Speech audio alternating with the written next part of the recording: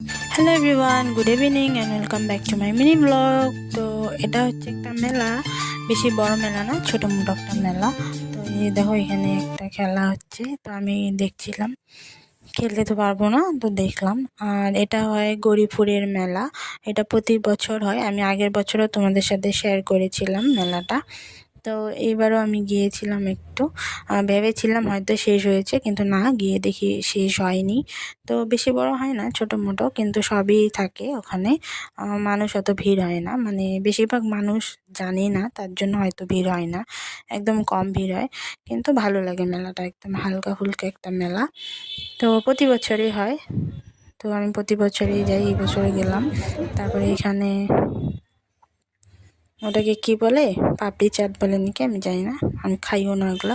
তাও নিয়েছি, খেয়েছি, ভালোই লেগেছে। আমি জীবনে মেলায় গেলে এসব খাই না, মেলা আর কিছুই খাই না আমি। খাওয়ার মধ্যে খালি এগ রোল, আইসক্রিম টাইসক্রিম হলে খাই, কিন্তু ঠান্ডার মধ্যে তো খেতে পারিনি, তার জন্য ওইটা খেলাম। ভালোই লেগেছে, খারাপ না।